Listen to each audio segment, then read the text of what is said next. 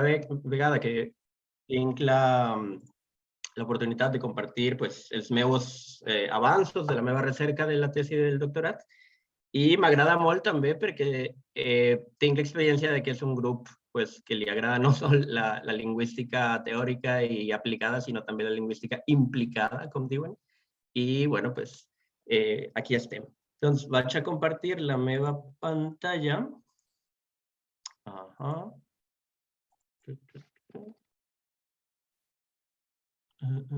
Oh, veure.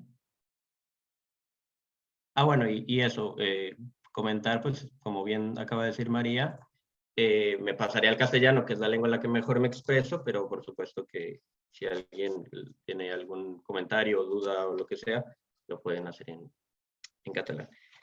Bueno, primero que nada, aquí rápidamente, en esta portada, pueden ver que me tomé la libertad de alterar un poquito el título de o el subtítulo de mi presentación. En la invitación tenía un subtítulo levemente diferente y esto se debe, pues, en parte a que ese había sido el título de trabajo, ¿no? Con el que yo había venido desarrollando mi proyecto y ahora, en el momento en el que me encuentro actualmente, que es que justo a la mitad de mi proceso de trabajo de campo y que ya me he podido dar a la tarea pues, de procesar, interpretar algunos de los datos que me he encontrado, pues justo yo creo que ese subtítulo refleja también un poquito de esos avances que vengo a compartir el día de hoy. Aquí les muestro un poco la presentación del día, por decirlo así. Voy a hacer una pequeñísima introducción a lo que es el programa de mi proyecto, y tanto teórico como metodológico, y luego entraré a dos rubros macro, digamos, de dato y de interpretación de ese dato que he encontrado, y al final cerraré con unas pequeñísimas conclusiones y luego tendremos oportunidad de compartir. Así que, bueno, rápidamente un poco la relación entre lengua y turismo, como ustedes vieron, en el título ponía, pues, lenguas minorizadas y mercado turístico. Y yo siempre digo que si yo en algún momento durante la carrera, en la universidad, hubiera visto que este año se ofrece el curso de turismo y lenguaje, probablemente hubiera sudado olímpicamente de él, no creo que me haya interesado mucho. Tal vez si me hubiesen puesto un título así un poquito más rimbombante como Sociolingüística del Turismo, vale, ya te llama un poquito más, pero realmente nunca, fue más como por una experiencia extraacadémica que fui notando que era un tema realmente súper fecundo o sea, que el turismo es un ámbito muy, muy fecundo para la investigación sociolingüística. ¿Por qué? Porque implica movilidad de grupos humanos, implica una relación muy íntima con el lenguaje en la medida en que hay súper variedad, en la que hay traducción, en la que hay intercambios pragmáticos riquísimos. Y además, desde la teoría social, pues es un fenómeno social que va muy de la mano con la evolución histórica del capitalismo hasta su punto culminante actual, que es la globalización capitalista moderna, ¿no? Entonces, eso creo que esos hechos tienen implicaciones muy fuertes sobre digamos, para los quienes nos interesa investigar temas de sociolingüística, no solo porque, qué sé yo, la modernidad globalizada, neoliberal, implica, por un lado, pues la neoliberalización de algunas políticas públicas, sino también por el hecho de que, y esto es un foco muy central de mi trabajo, que permite también, es un ámbito, digamos, que permite la movilización de fenómenos glotolingüísticos o de recursos glotolingüísticos. Entonces, creo que la mejor forma que puedo tener de introducir el tema de la sociolingüística del turismo, que es precisamente el marco o la tradición intelectual desde la que yo trabajo, a la que yo me apunto, digamos, para hacer este proyecto, creo que la mejor forma de introducirla es retomando un poco esos tres conceptos que constituían el subtítulo de mi trabajo, ¿verdad? La invitación, pues ponía lenguas minorizadas y mercado turístico, prácticas discursivas en torno a autenticidad, comodificación y vitalidad. Entonces, Cuando hablamos de autenticidad, pues obviamente es una palabra de la vida cotidiana. Podemos valorar, qué sé yo, la autenticidad de una joya, de una pintura de museo, etcétera. Pero hablando precisamente de la relación entre lengua y turismo,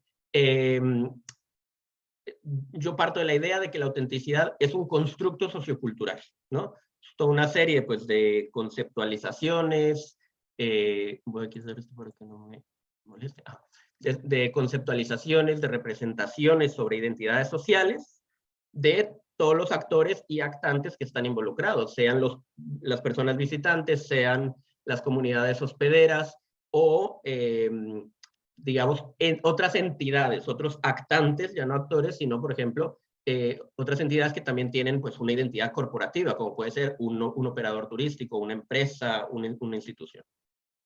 Pero además, particularmente importante con el tema de la autenticidad es que es un concepto que está muy íntimamente ligado a lo que podríamos llamar una cierta noción de modernidad, ¿no? Entonces, auténtico en alguna medida es aquello que has sobrevivido a los embates de la modernidad, de la globalización, aquello que persiste, ¿no? Y que se mantiene inalterado a una tradición, tiene continuidad con una tradición. Luego está todo el tema de la comodificación.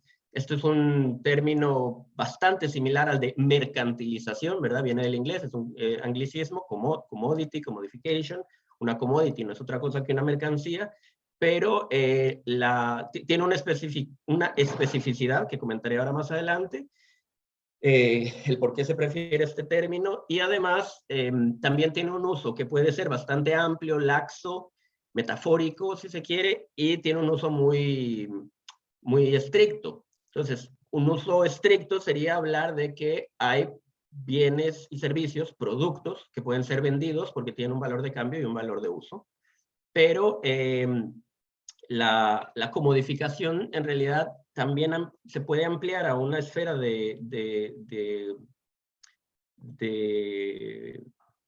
digamos, aplica en una esfera mucho más amplia en la medida en que permite colaborar a una construcción ideológica dentro de un contexto comercial, ¿verdad? Pero no es únicamente algo concreto que se compra y se vende. Y eso está muy relacionado con la conceptualización de las lenguas con respecto a quién las posee, ¿no? De quién son las lenguas. Son bienes hipercolectivos, como se suele explicar desde posicionamientos economicistas, o pertenecen a las comunidades hablantes, ¿verdad? Entonces está muy relacionado con esto. Y por último, el tema de vitalidad, pues básicamente es una serie, o como se la suele entender, está constituida por una serie de rubros, de parámetros objetivos y subjetivos que implican que una lengua tenga un uso funcional cotidiano, si se quiere con una metáfora biologicista, que una lengua esté viva, ¿verdad? La palabra vitalidad es en sí misma una metáfora biologicista. Y el estudio, la preocupación sobre la vitalidad de las lenguas es concomitante con el estudio de fenómenos que no son lo mismo, pero que van muy relacionados, como el desplazamiento lingüístico o la sustitución lingüística y la minorización política de las lenguas, ¿no?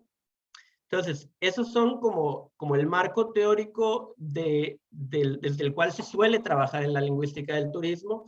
No constituyen estos tres conceptos ningún esfuerzo teórico de mi parte, son por saturación prácticamente si no los tres más, al menos sí tres de los temas más medulares en la sociolingüística del turismo actual.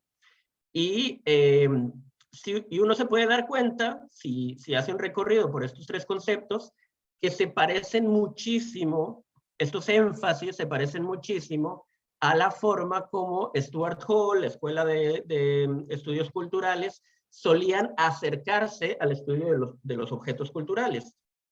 Entonces, por ejemplo, cuando hablamos de autenticidad, no estamos hablando de otra cosa que de la capacidad que tienen los agentes, los actores dentro de un contexto, en este caso el turístico, para autopercibirse, para percibir a otros, para autodefinirse, para definir a otros. Entonces corresponde a aquellos momentos o aquellas dimensiones que en los estudios culturales digamos, se llaman representación e identidad, ¿no? Yo los englobo como correspondiendo a la autenticidad, pues en una esfera, en un dominio de representación de identidades sociales.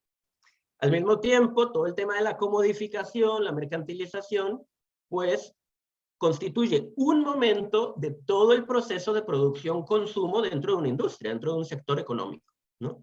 Y el tema de la vitalidad coincide, dado que estamos hablando de una lengua, y si medimos vitalidad en función de uso, el uso coincide precisamente con su regulación en el sentido de una política lingüística, no solo de iure, no solo la Constitución, la ley y el papel, sino una política lingüística de facto, ¿no?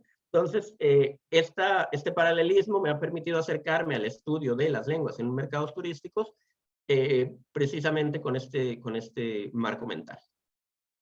A nivel metodológico, un poco para ir presentando digamos, mi trabajo a nivel de arquitectura de mi proyecto, trabajo con 4 lenguas y 4 sitios turísticos. Estas 4 lenguas son el euskera, en el contexto de Zumaya, que es un pequeño pueblo de la costa de Guipúzcoa, en Euskadi, la lengua bribri en Talamanca, que es una región indígena de Costa Rica, en Centroamérica, la lengua maya en el enclave turístico que es Cancún, en el sureste mexicano, en la península de Yucatán, y por último el catalán, no por último, y el catalán en la bahía de Palma de Mallorca, en las Islas Baleares. Entonces, esta escogencia, ¿de qué va? Porque estas 4 lenguas. Bueno, lo que yo quería era armar una matriz de doble entrada en la que pudiera cruzar 2 criterios, dos factores, 2 variables. Por un lado, un tipo de destinación. Cancún y Palma de Mallorca comparten la fórmula de sol y playa, ¿verdad? Son enclaves de turismo masivo, y Zumaya y Talamanca comparten el hecho de ser dominios de turismo rural, de turismo, digamos que tienen iniciativas de turismo ecológico, de etnoturismo, de turismo de bajo impacto, ¿no? Y por el otro lado, estos lugares están muy marcados por su posicionalidad social dentro del sistema mundo, ¿no? Dentro del sistema económico global. Entonces, también hay 2 sitios que están en el norte global, que son Palma de Mallorca y Euskadi, y Zumaya, y al mismo tiempo 2 sitios que están en la periferia global, la periferia capitalista, que son México y Costa Rica, ¿no? Y es más, estamos hablando de zonas indígenas, de lenguas indígenas, que ya de por sí son la periferia de una periferia, ¿no? Dentro de América Latina. Entonces, de ese modo podía, digamos, entre comillas, diré por ahora, comparar, y al mismo tiempo todas estas lenguas tienen en común el hecho de estar en una relación, digamos, de conflictividad con el castellano. Vale. Nuevamente, a nivel metodológico, ¿con qué tipo de dato trabajo? Bueno, trabajo in situ, obviamente, y de manera etnográfica, cualitativa, pero además he hecho, previo a mi trabajo de campo, hice una etnografía digital, que consiste en pues, recopilar toda una serie de textos escogidos de diferentes páginas de internet, de diferentes entidades, llámense instituciones del Estado que trabajen, ¿verdad? Agentes dinamizadores, promotores de turismo, y también empresa privada, ¿no? Pues, ¿cómo se dice? Operadores, agencias turísticas, etc. Entonces, tengo una etnografía digital y luego toda una serie de datos empíricos del trabajo de campo recolectados in situ, ¿verdad? Generados ahí. Entonces, ¿qué hago? Bueno, observación no participante del paisaje semiótico. Aquí estoy hablando, pues, de sitios de interés turístico gestionados desde lo privado, desde lo público, espacio público en general, intervenciones políticas sobre el espacio público, etc. Luego, observación participante en visitas guiadas. Llego a un sitio, llego a Euskadi, llego a Sumaya, llego a Palma, participo en algunos tours, ¿verdad? Visitas guiadas, voy con el guía, con todo un grupo, me hago mis anotaciones en diario de campo, si me permiten grabar, grabo, si me permiten tomar fotografías, bueno, eso rara vez no te lo permiten, pero si me permiten grabar, grabo. Y si tengo la opción, entrevisto posteriormente al guía también. Y entonces pues tengo toda una serie de entrevistas también con actores clave, trabajadores del sector turismo, gerentes de empresas, dinamizadores, líderes comunitarios, como organizaciones civiles, asociaciones, etc. Hay un tema con una encuesta por ahí que se me está cayendo a pedazos porque no soy muy ducho en cuantitativo y en estadística, así que mejor no me meteré en ello. Vale. Entonces, para ir entrando ya en materia, como dije, daré algunas muestras, comentarios, interpretaciones de datos que he ido recopilando sobre representación de identidades sociales y luego sobre lo que llamo la movilización de recursos glottosemióticos. Entonces, básicamente, cuando hago este análisis no es que haga un análisis de identidades sociales, sino hago un análisis del discurso que me permite entender el universo turístico como un espacio privilegiado para para el desarrollo, el conflicto, el consumo, etcétera, de interpretaciones de una cultura, ¿no? Interpretaciones simbólicas que se pueden instanciar en dispositivos textuales. Por eso les traje esta cita de la C. Douglas, de un texto que vale muchísimo la pena, que se llama Beyond Authenticity, más allá de la autenticidad, y que presenta esta idea, ¿no? El turismo como un espacio en el cual pues, una cultura se puede interpretar de diferentes formas por diferentes actores, y esa cultura puede ser negociada, entra en pugna, puede ser consumida, etc. Entonces, lo que he tratado de hacer es un análisis del discurso multimodal, a ver, tratando de encontrar también desde el dispositivo textual, desde los significados locales, desde las estructuras formales, precisamente estructuras lingüísticas en las que se indexen algunos valores que juegan parte de la construcción de identidades dentro del turismo. Entonces, lo que hago es buscar un poco en la elección léxica, en la elección gramatical, desde un punto, ya la palabra elección lo dice, está muy conectado con la conceptualización halidiana del funcionalismo sistémico. Y pues básicamente eso, trato de analizar las promesas del discurso publicitario, por ejemplo, pero también otros espacios de construcción identitaria. Y por eso les traje esta imagen. Esta imagen para mí vale oro, porque con una fotografía y 4 palabras te lo están diciendo todo. Prácticamente los análisis de discurso publicitario turístico coinciden en mostrar cómo el turismo funciona un poco como con la promesa de qué y con la promesa de cómo. ¿Qué te vas a encontrar? Si eres turista y vienes a visitar X destino turístico, ¿qué te vas a encontrar? Bueno, pues te vas a encontrar algo diferente, algo que haga que valga la pena que te tomes los días, las vacaciones, el dinero y salgas de tu entorno cotidiano, ¿no? Entonces, el juego de la diferencia es central en el turismo.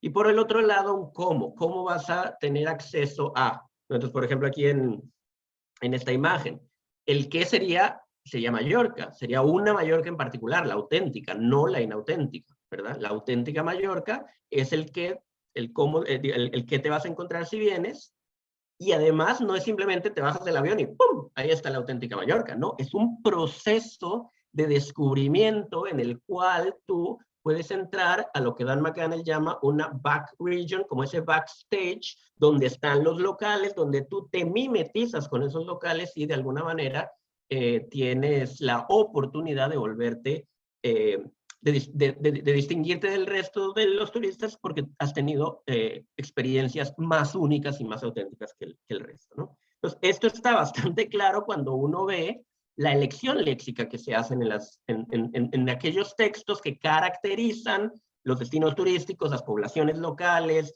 la historia de las poblaciones, el patrimonio, etcétera, etcétera, etcétera. Uno puede recopilar y recopilar y recopilar instancias del léxico valorativo con ejemplos como auténtico, ¿verdad? Acabamos de ver, la auténtica Mallorca, verdadero, 100% maya, puro, ¿cómo se dice? ¿Cómo era? Puro vasco puro, la esencia del Mediterráneo, localidades típicamente mallorquinas, costumbres tradicionales de los bribris, ¿no? Y luego además tiene una carga valorativa bastante fuerte en cuanto a que esa diferencia está muy relacionada con que ha permanecido, es una tradición que ha permanecido, que hay una continuidad y que se conserva, ¿no? Entonces, yo creo que el tercer ejemplo de los que tengo ahí es el más claro en este sentido. In spite of modernization, many Maya communities have succeeded in preserving their identity and their ways. O sea, los mayas, a pesar de la modernización, los mayas han logrado preservar su identidad, sus modos, su cultura, sus tradiciones, ¿no? Estas elecciones léxicas van de la mano también con algunas elecciones gramaticales. Voy a quitar esto, como esto no por todo lado. Con algunas decisiones gramaticales en las que yo me fijo, son sobre todo las que indexan las personas del discurso, ¿no? Perdón, me estoy adelantando. Esto, claro, la elección léxica de la diferencia va de la mano con la elección léxica del cómo es ese proceso de llegar a descubrir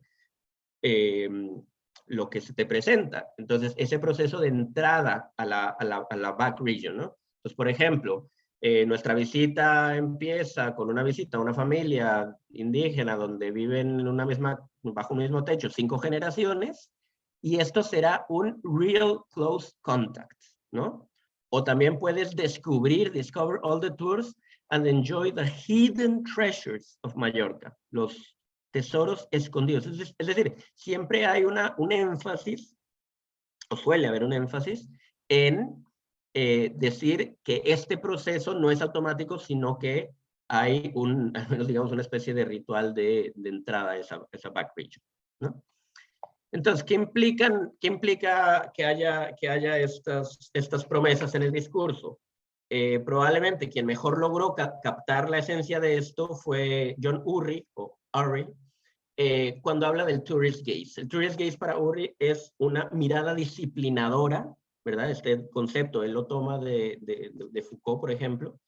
Es una mirada disciplinadora de cómo el ámbito, ese campo social que es el turismo, que genera un cierto hábitus, ese hábitus aplica para todos sus agentes, para todos sus actores, aplica para turistas, aplica para población local, y es decir, es multidireccional. Y lo que nos muestra este análisis, digamos, textual, es que realmente hay eso, hay todo un dispositivo textual, todo un trabajo discursivo necesario, le dice Stuart Hall, una energía simbólica, una energía narrativa, cuyo único objetivo es mantener a flote el significante diferencial, ¿no? Así lo explica Stuart Hall. Hay un significante diferencial que pareciera simplemente dar cuenta de las fronteras puras entre grupos, pero que en el fondo lo que está haciendo es jerarquizando, está organizando la diferencia cultural, pero no de una manera horizontal, sino que la jerarquiza. ¿Por qué la jerarquiza? Porque el discurso de la autenticidad es un discurso polifónico, es un discurso donde tú tienes la auténtica Mallorca, quiere decir que hay una Mallorca no auténtica, ¿no? Que probablemente todas las casas de ustedes en Mallorca sean no auténticas porque no cumplen con todas las con la imagen, digamos, que una empresa disciplinada por el Tourist Gaze querría vender como una localidad típicamente mallorquina, ¿no? Por decir algo. Entonces, esa autenticidad es precisamente una construcción social, discursiva, ideológica, y lo que hace es jerarquizar la diferencia cultural. Y por el otro lado, además, y esto es bastante importante, el análisis que acabamos de ver de, ¿verdad? Voy a regresar aquí un poquito más, perdón, más bien me estoy adelantando, perdón. Entonces, lo otro que quería decir es que el discurso y el discurso promocional, turístico, etcétera, no se limita a, a mostrar, ¿verdad?, la diferencia cultural o las relaciones entre grupos, sino que, y esto se sabe y es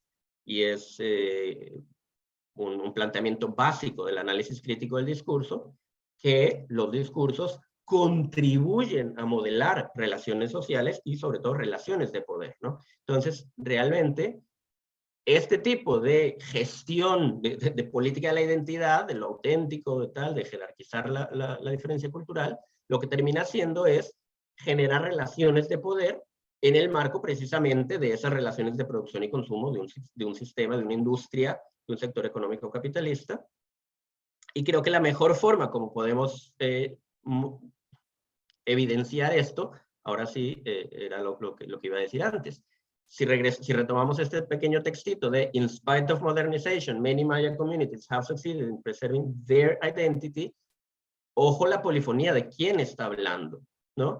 Hay aquí unas relaciones de poder entre tú como turista vienes, tú tienes poder adquisitivo y por lo tanto tendrás una diferencia de poder relativa con quien te va a servir, quien te está prestando este servicio, pero quien te está prestando el servicio somos nosotros, pero porque tú los vienes a ver a ellos que nosotros te enseñamos. Es decir, no nos vienes a ver a nosotros somos intermediarios. Entonces, ahí se puede notar, de hecho aquí hay otro, retomando el mismo ejemplo de antes, you will get to know their houses. O sea, vienes a verlos a ellos y nosotros somos mediadores.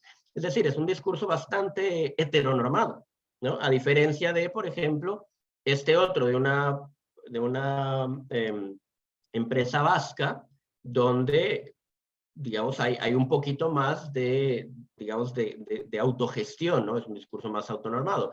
Nuestros antepasados, los oriotarras, o sea, la gente de Orio, tenemos una pasión incontrolable por el mar corriendo por nuestras venas. Así que ven a vernos, ven a conocernos, acercan, ¿verdad? Entonces, esto realmente muestra que, como bien dicen Wilson y Gipey, la autoctonía, la indianidad, estas familias de 5 generaciones, esta otredad, esta alteridad puede ser un activo para las poblaciones visitadas, por supuesto, pero también pueden servir de base para la explotación dependiendo de quién controle los procesos de definición y de representación. Y añadiría yo también de gestión, ¿no? Porque en un mundo que ya las vacaciones se pagan aquí, se disfrutan allá, gracias a que todo está informatizado, donde hay tantas fugas de capital y donde tampoco de los ingresos se queda realmente en las comunidades, pues entonces la gestión también forma parte de esos procesos de explotación. Ahora, muy importante, uno diría, vale, entonces quiere decir eso que toda la producción de identidades en el turismo es para la explotación. Bueno, a ver, hay que tomar en cuenta que, como dicen Wilson y Gipey, las poblaciones locales no son pasivas, ¿verdad? Tienen su propia agentividad. Esto ha sido, digamos, toda una tendencia dentro de los análisis del turismo, dentro de las tendencias postestructuralistas, de decir, no, es que a pesar de que las comunidades receptoras quedan en una posición subalterna, también tienen una cierta capacidad para transformar las prácticas turísticas, ¿no? Entonces, por lo tanto, al crearse su propio lugar, pueden encontrarse en una posición de fuerza e influir en la dirección en que se desarrolla el turismo y en la manera en que este es experimentado y valorado tanto por ellos mismos como por los turistas. Y les traje 3 ejemplos que me parecen maravillosos. El de la izquierda es una imagen que le habla directamente al turista y le dice, hey, bandera de España, tache, bandera de Francia, tache, no señor, dear visitor, you are not in Spain, you are not in France, you are in the Basque Country. Sepa dónde está. Entonces, ¿qué quiere decir esto? Que esa posición de subalternidad por un momento se queda como subvertida y la comunidad receptora tiene la capacidad un poco de autogestión para también autodefinirse, ¿no? Otros ejemplos que se los tengo aquí, tal vez no en un modo de autodefinición, pero sí de subversión de las relaciones esperables dentro del turismo, es en un caso de un ¿cómo se dice? De un tour, una visita guiada, el guía, que tenía alemanes, belgas y gente de diferentes nacionalidades, estaba diciendo lo que íbamos a comer, ¿verdad? Porque el bus hacía una pausa y nos tenía preparada una típica comida mallorquina, y entonces el señor hace el chiste de que vamos a comer tal y tal y tal, y explica todo lo que son esas comidas mallorquinas, y luego dice, pero los alemanes no, los alemanes comerán salchichas. Es decir, mediante un juego simple, banal, está subvirtiendo la relación de poder que los alemanes, en tanto que visitantes con poder adquisitivo que están comprando el producto, tiene sobre su subalterno que les está sirviendo y les está proveyendo el producto, ¿no? Otro ejemplo también bastante interesante es de otro guía que habla de que ahí en la Almudaina, que cuando vienen los reyes, y el rey se pone a trabajar ahí, sea que sea lo que esto significa. Es decir, el guía está tomando un discurso antimonárquico y es posible que dentro de su grupo, él no, probablemente no lo sabe, pero es posible que haya gente monárquica o pro monarquía. Entonces, que para ellos esto podría ser un insulto, pero precisamente esta retórica juguetona le permite al guía tomar, digamos, subvertir un poco las relaciones esperables. Ahora, que esto se queda en el plano más o menos anecdótico, sí, es verdad, pero si se toma ya realmente esas grietas del disciplinamiento que tiene el Tourist Gaze para, digamos, tratar de instrumentalizarlas para lograr luchar por una autorrepresentación hegemónica, entonces pasan cosas como, como que una página de internet de un dinamizador a nivel provincial en Guipúzcoa presenta un mapa en el que las únicas fronteras territoriales visibles son las de Euskadi, comprendiendo las 7 provincias de Euskadi, las 3 del país vasco español, Navarra y las 3 del País Vasco francés. Y no están visibles ninguna de las fronteras entre los estados, entre el Estado español y el Estado francés, ¿no? Entonces, son formas como el turismo precisamente permite o fomenta o facilita un espacio en el cual pueden aflorar narrativas, como en este caso de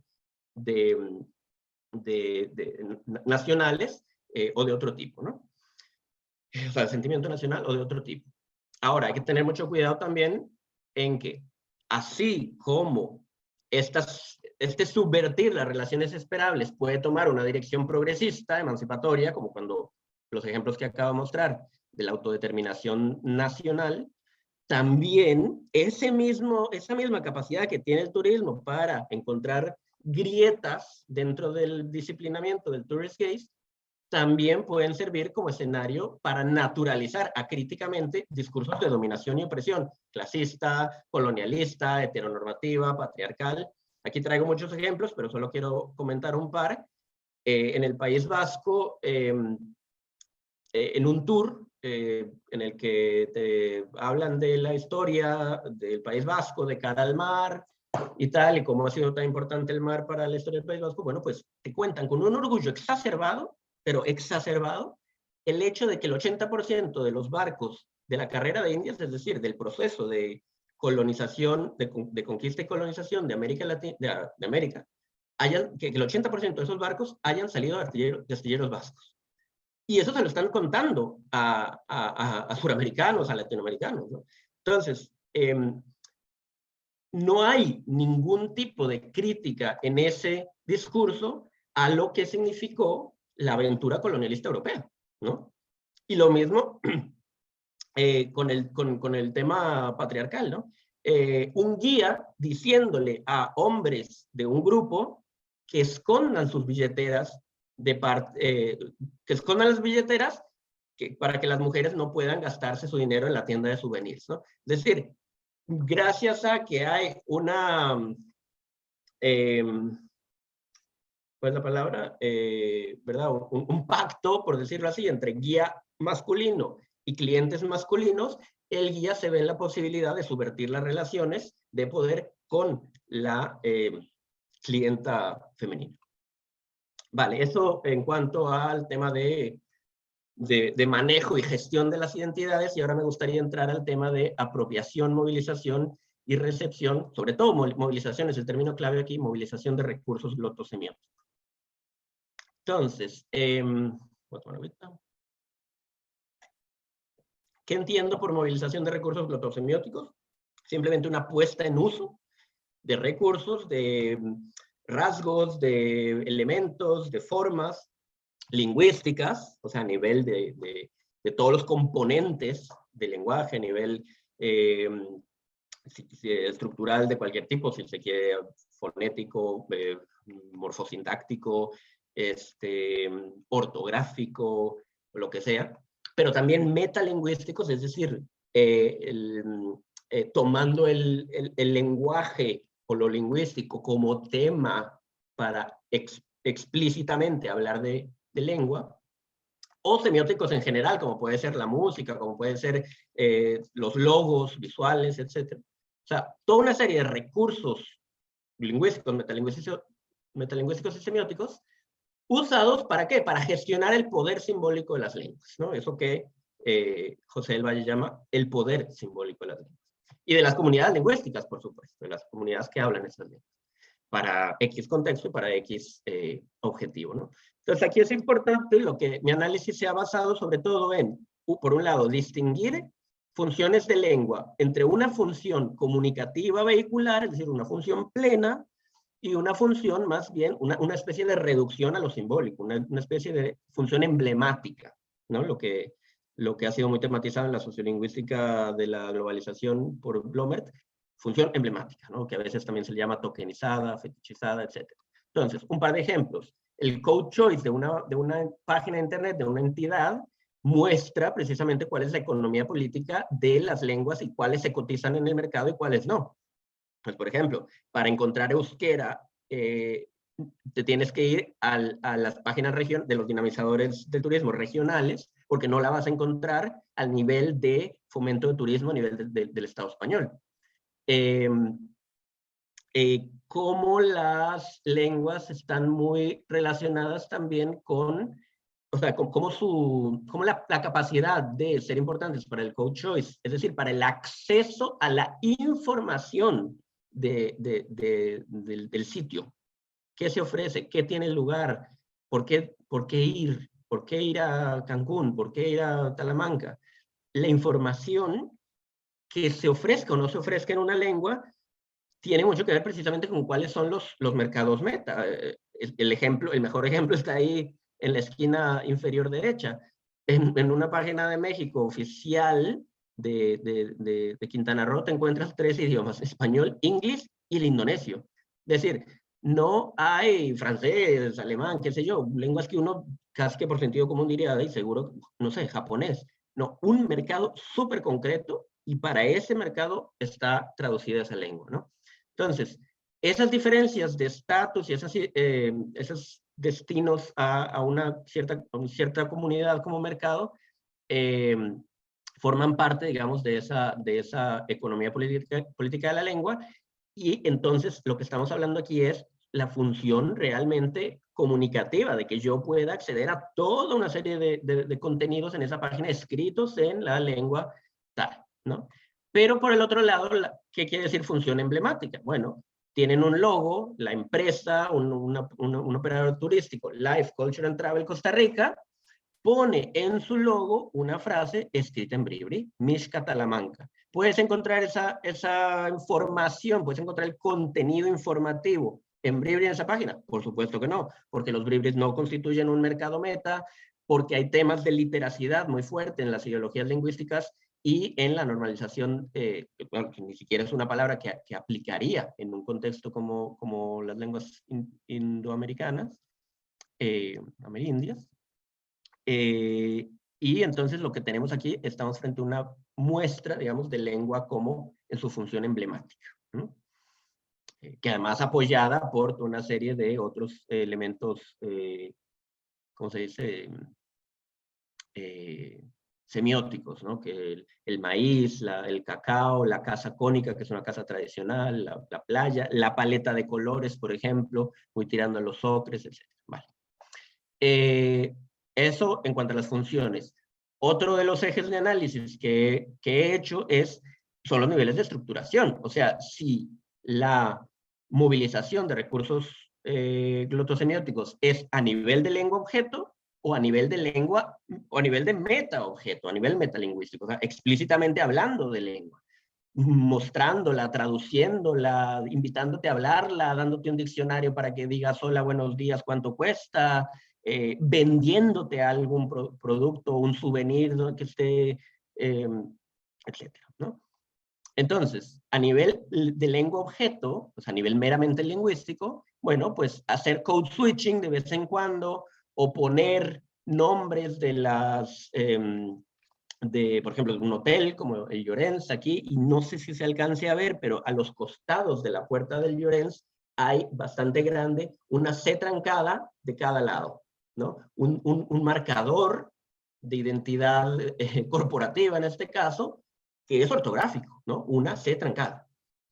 Entonces, claro, eso es a lo que me refiero cuando digo, o también, por ejemplo, en la comunicación cara a cara, en la pragmática cara a cara de guías con sus grupos, pues claro, que te digan, Egunon, bienvenidos, bueno, Egunon, Onguia Torri, vamos a recorrer hoy el pueblo de Sumaya, que no te lo traduzcan, simplemente que haya un code switching, todo eso, digamos, es una movilización de recursos glottosemióticos a nivel objeto.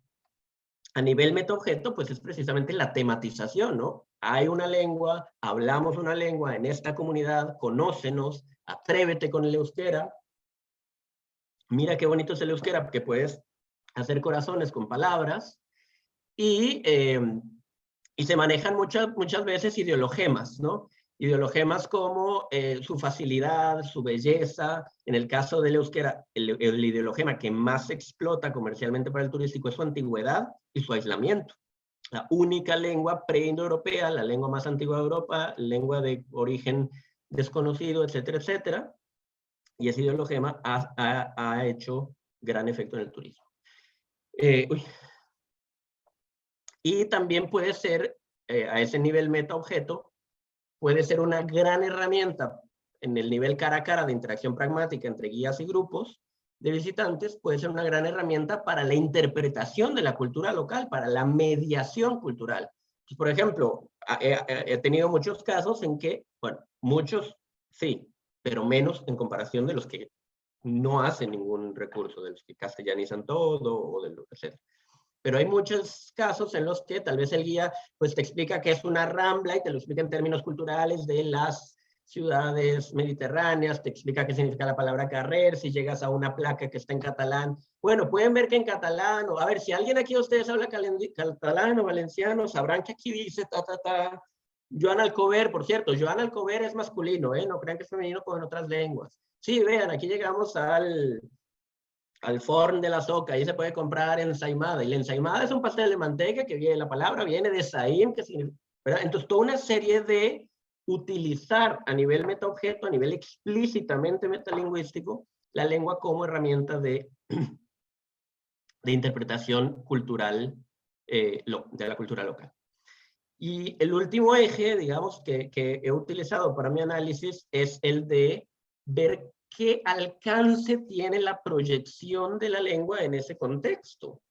Es decir, puede pasar lo que acabo de decir es una herramienta para la mediación cultural, es decir, ¿cómo vas a entender Sumaya sin entender un par de detalles que pasan necesariamente por la lengua? ¿Cómo vas a entender Palma de Mallorca sin que te explique X o Y a partir también del catalán?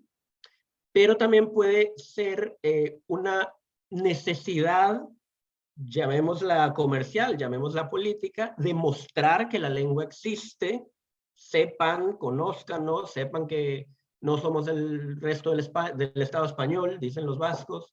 El europeo cree que viene a España, y no, y llegan aquí y se dan cuenta que están en Euskadi, ¿no? Puede haber una necesidad de demostración, como en las fotos que mostré antes. Y esta visibilización también puede ser exactamente lo opuesto, puede irse por el lado del ocultamiento, del borramiento, y ahora enseñaré un par de ejemplitos. Bueno, el alcance de la difusión, ¿de qué estamos hablando? Si queremos generar neohablantes, o es que simplemente queremos que nuestros encuentros con turistas sean más agradables y que nos pregunten qué hora es en nuestra lengua, o si es que queremos expandir el territorio de la lengua, o y si uno sigue en eso puede llegar hasta el imperialismo lingüístico, ¿no? Y por último, la comodificación de la que ya mostré. Entonces, cuando hablamos de mostración, simplemente de esa visibilización, que sepas que la lengua existe, puede ser que esa demostración sea feliz, ¿verdad? Vean qué bonito el euskera, haces corazones con las palabras, las 6 palabras más bonitas del euskera, el chirimiri, o Isbeshkena, how are you in the Bribri language. Es decir, son demostraciones idealizadas, amistosas de la lengua, que pasan por ser, ahí están presentes como parte de la experiencia turística, ¿no? Parte del contacto, parte de esa experiencia de la alteridad. Para mí su máximo representante son los jueguitos que hace la Oficina de Turismo de San Sebastián, los llamados Basque Challenge. Entonces tienen un Basque Challenge en el que tú te grabas a ti mismo tratando de decir ni, gai, na, y lo mandas y te puedes ganar un premio si resultas ser la persona premiada. Y entonces ahí ves qué bonito cómo se la pasan también los guiris tratando de decir la palabra. O el Basque Challenge 2, que ya tienen unos segundos, que entonces te hacen como un test. Entonces te explica, bueno, si Itzazo significa mar y once significa recipiente, ¿qué significa Izatzonsi? Ah, bueno, barco, mareo, transparente. Entonces tú le das clic, respondes unas 10 preguntas y lo mandas, y puede ser que te ganes una comida en un restaurante de 5 estrellas Michelin, que es el gran atractivo de Donostia, ¿no? Entonces, ¿qué dicen Zurlo Villaborski respecto a este tipo de cosas? Que se trata de juegos de low stakes, donde hay muy poco en juego, valga la redundancia, porque simplemente se trata de un pleasurable encounter with others, ¿no? Que sea un encuentro agradable. Y creo que aplica mucho esta reflexión, por ejemplo, en el segundo Basque Challenge, donde nos enseñan esa composición morfológica, léxica de las palabras, y dicen Zurlo Villaborski, bueno, es que el real value, el valor real de mostrar estos elementos gramaticales, fonéticos, estas características, no tiene absolutamente nada que ver con su validez teórica desde el punto de vista de la ciencia lingüística. Tiene que ver con la perceived oddity, ¿no? Con esa extrañeza percibida por parte de los extranjeros, y por lo tanto de la sensación de exotismo, ¿no? Que tenemos, que siente. Entonces, esa es una opción de la visibilización, que sea feliz. La otra es problematizadora, puede ser una visión un poquito menos idealizada, ¿verdad? Tratar de cuestionar, de problematizar esa visión esencializadora, pero eso no quiere decir que sea un planteamiento menos ideológico o menos problemático incluso, ¿no? 2 ejemplos que te digan ahí en la página de Turismo de Euskadi, que el euskera es una lengua que va perdiendo progresivamente parte de su territorio, por ejemplo, un tema que, o sea, enfatizando el conflicto, o este otro que es es una mostración problematizadora, pero que en sí misma es altamente ideológica y problemática. Dice el guía, le está contando a su grupo, porque en tiempos de Franco, cuando Franco, el gran dictador, ustedes saben, ¿verdad? Franco era un nacionalista, era un Spanishman, y dijo, sí, todos hablamos español, así que se dedicó a cambiar todos los letreros, todos los signos de Mallorca, o sea, de catalán a español. Y cuando Franco muere, cuando llega la democracia al Estado español, los mallorquines decidieron volver a poner los letreros en catalán. Lots of money being wasted. Qué montón de dinero desperdiciado, ¿no? Es decir, hay una valoración que está haciendo él de que qué desperdicio de dinero hacer ese cambio, ¿no? Una mostración problematizadora, pero además problemática en sí misma. Vale. Esa mostración también puede ser todo lo contrario, una desmostración, un invisibilizar. Voy a prender la luz, perdón. Puede ser un invisibilizar la lengua, ¿no? Entonces, por ejemplo, un lugar como Strenc, con sus búnkers, con frases poéticas pintadas, tú te metes a buscar cómo se publicita en el discurso Strenc, y te hablan de sus aguas claras, de sus arenas blancas, de sus actividades acuáticas, de la ausencia de instalaciones turísticas, de sus atardeceres y tal. Y es muy difícil, si no imposible, yo solo encontré una instancia que tematizaran las frases escritas en catalán en esos búnkers. Y ni siquiera menciona que en la lengua, solo dice que es un poema de Miquel Costa y Llobera. Y eso lo encontré en la guía más completa de Playa Strenc, ¿no? En la página de clickmallorca.com. Pero esa misma empresa, clickmallorca.com, te ofrece esto.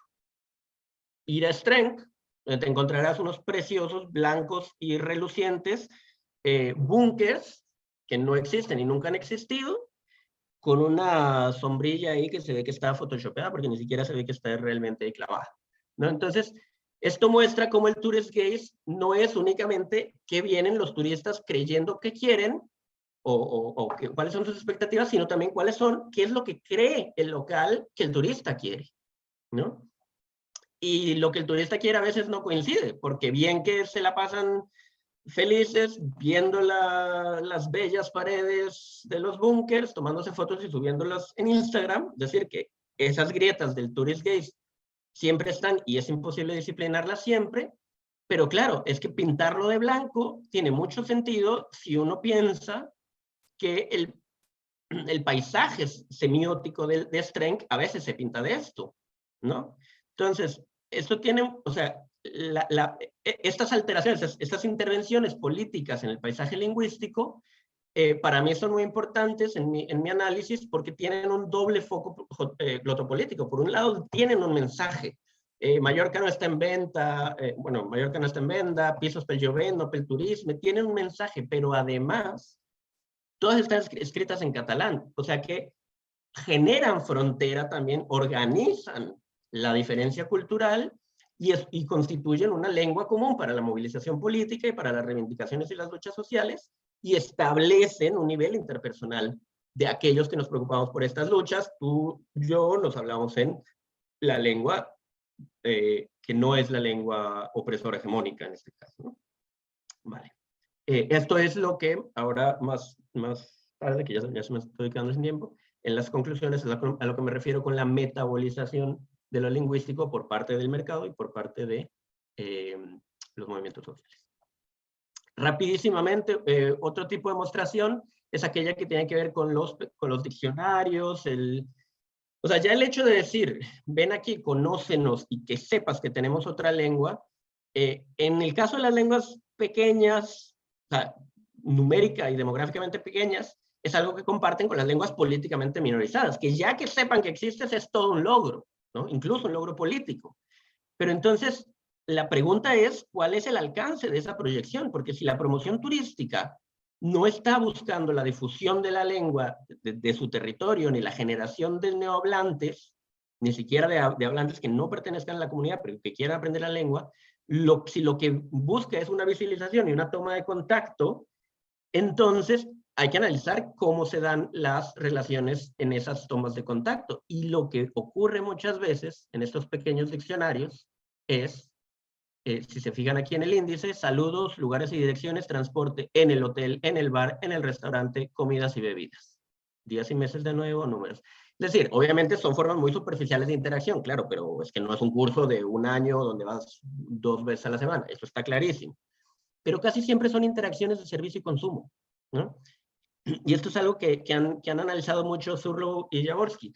Hablan de cómo estos dispositivos que supuestamente funcionan para generar mayores encuentros, Dios, con la gente, o sea, entre encuentros interculturales, lo que hacen es que dejan al turista anclado en un permanente estado de saludar, presentarse y comprar, ¿no? Entonces, claro, también sobre esto hay que hacer un poco de discurso, de análisis del discurso y análisis crítico del discurso. Lo último que presentaría de este rubro, antes de llegar a las conclusiones, es, como estaba hablando de la comodificación lingüística, decía hace un rato que es casi lo mismo que hablar de mercantilización, pero con la idea de que la comodificación se ha privilegiado como concepto para explicitar que su alcance llega también al ámbito de las ideas, no es únicamente productos y mercancías comercializables, sino también se pueden comodificar ideas, ¿no? Y me parece que el mejor ejemplo que pude encontrar para mostrar la esencia de la comodificación lingüística es que tal vez a veces uno piense, bueno, es que el catalán seguro que es invisibilizado 100% en el discurso turístico o en la práctica del turismo, en Palma, en Mallorca en general. Y va a ser que no, porque, por ejemplo, estos souvenirs que pueden ver ustedes aquí, etiquetados en catalán, bueno, pues tienen un precio elevadísimo. Esto lo puedes encontrar en la tienda de souvenirs de la catedral, y son 500 mililitros de aceite de oliva que creo que andan, no, ahorita lástima que no me acuerdo el precio exacto, pero creo que andan por arriba de 15 euros. O sea, debe ser aceite de muy buena calidad y tal, pero donde está ligado, donde el uso de la lengua regional minorizada no es excluyente con, eh, con con una distinción de clase, ¿no? Y esto que acabo de decir, digamos, en su máximo esplendor, lo pueden ver en todos los, no 1, 2 o 3, sino 15 o 20 hoteles de lujo de 4 o 5 estrellas que hay en el casco urbano de Palma. Can Alomar, Can Cera, Can Cirera, Sprincep, Safón, ¿cómo es? No sé, Palau Safón, un montón de palacetes, de casas señoriales, que tienen nombre en catalán, que está ligado a una distinción de clase y a una cierta noción de autenticidad, ¿no? Entonces, ¿qué pasa? Claro, que la comodificación muchas veces puede implicar, pues, eso, una distorsión completa de una realidad tal como la vive la población local, y esas relaciones de poder, ¿no? Pero además hay una cosa particularmente interesante con la comodificación. Vean esto es una boda maya. Tú vas a Cancún, te puedes casar y un auténtico chamán maya celebra la ceremonia hablando en maya, incluso te proveen un traductor, etcétera, etcétera. Entonces, claro, usan el maya como, ¿verdad?, como marcador de autenticidad, para legitimar al chamán como un participante legítimo, pero vean la paradoja que genera, porque por un lado se te ofrece, o sea, la promesa del turismo es tener algo inédito, conocer algo diferente, conocerlo de otra manera, pero al mismo tiempo te lo está ofreciendo una industria que opera de una manera completamente fordista, taylorista, ¿no? Es decir, el viaje en serie o el producto en serie, porque después de ti, quítate que vienen los siguientes que se van a casar, y después, entonces todos reciben algo diferente, o sea, todos reciben lo mismo con el discurso de la diferencia. Entonces, lo que quiero decir ya para cerrar es que la comodificación no es que por ser mercantilización ya necesariamente se trate de bueno, son las armas del amo, son las armas del capital. A ver, la comodificación está ahí, pero hay que ver toda una serie de elementos que están en juego.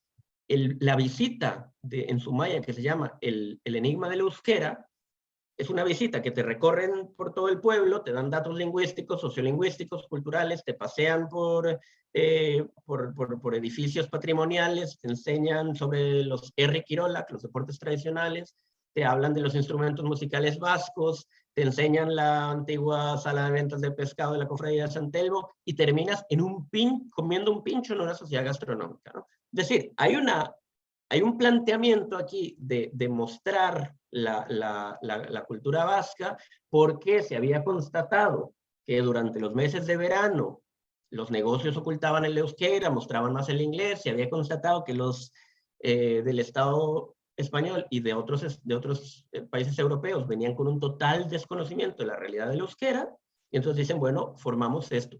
¿Hay comodificación? Claro que hay comodificación, pero son las mismas nociones capitalistas a ultranza y de mercantilización de todo que aquí. Bueno, yo lo veo bastante diferente. Aquí se invirtieron 12.000 euros solo en el diseño, digamos, contratando un sociolingüista especializado. Hay subvenciones para este tour, para que se pueda hacer con pocas personas, porque no es un tour rentable, no se le hace publicidad, en Sumaya se han hecho películas, se ha hecho Game of Thrones, se han hecho películas famosísimas al nivel del Estado español como 8 apellidos vascos, y nada de eso se usa como publicidad, se usan otras cosas, ¿no? Entonces, lo que quiero decir es, la comodificación puede variar muchísimo, no es que por ser ya o sea, la comodificación es simplemente el nombre de un proceso, punto. Y el último ejemplo que traigo es este. Una clase, simplemente quiero leer estos 3 puntos que son absolutos, no tienen desperdicio. Una clase de Bribri Dialects en Talamanca, ¿no? Entonces tú puedes aprender Learn Meaning and Pronunciation of the Bribri Language. A person from the community can teach you about, ahí debería decir, about their language. Y ojo, que nació sin escritura. Es que a nivel de ideologías esto es interesantísimo, a nivel de ideologías lingüísticas. Y por último, this helps us preserve the language and an important part of our culture.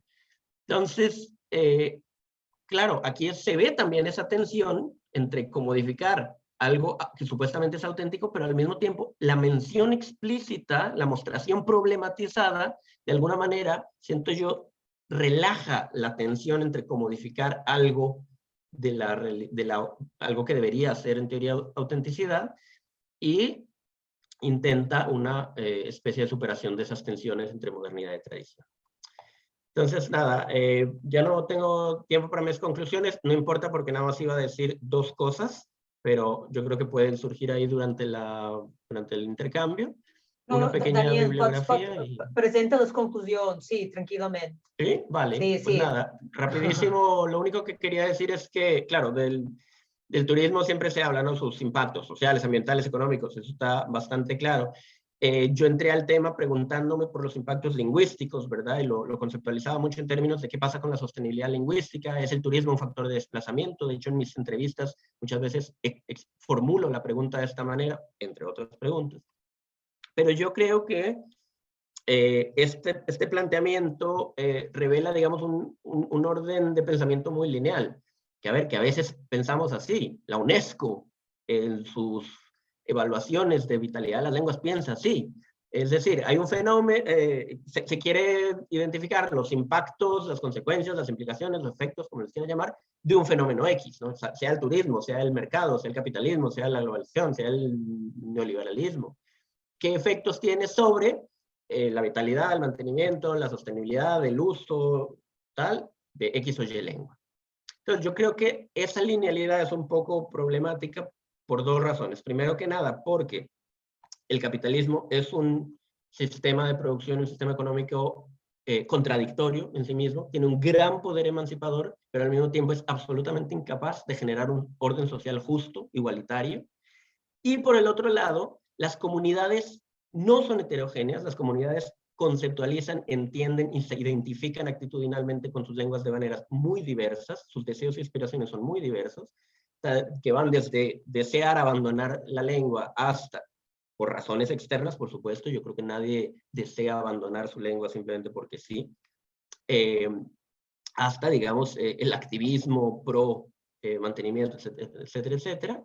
Y entonces mis conclusiones son simplemente que, o sea, a ver, conclusiones no, porque no hay y no he llegado y estoy todavía a la mitad del trabajo, pero lo que quiero mostrar es que más que dar una respuesta a qué, cómo impacta, se habla, el turismo es un factor de pérdida de la lengua, tal, tal, tal.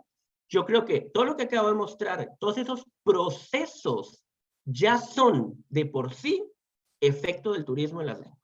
Es decir, decir que una lengua se comodifique, como aquí Satapería, uno de los 6 negocios entre los 700 y pico que forman el frente de costa de Sarenal, o sea, de Playa Palma, de los 700 y pico de negocios, uno de los 6 hoy en día que tiene nombre en catalán, Satapería además, dialecto local, Satapería, es una reducción a la función emblemática fuertísima, porque la carta, por ejemplo, o sea, lo típico, ¿no? Lo de siempre, la carta no, la gente que trabaja ahí no, etc. Solamente la comodificación. Pero por el otro lado, esta empresa de Beggy Bistan, que son las que te dan los tours en Sumaya, su página no está en inglés, está en francés, en español y en euskera. No tienen bilingüismo impersonal, no tienen divorciadas las funciones emblemática, simbólica y comunicativa, tienen, o sea, el FLISH, que es las formaciones geológicas donde, en Sumaya, es parte del currículo escolar vasco. Entonces, hay un 100%, bueno, hay como un 70% de posibilidades de que cualquier niño del País Vasco pase por esa empresa, su nombre está en vasco, y si el grupo de la escuela viene en barco, hace el tour en barco, hay un 100% de posibilidades de que pasen por esa empresa porque ellos son los únicos que ofrecen barco, el resto te hace el recorrido a pie.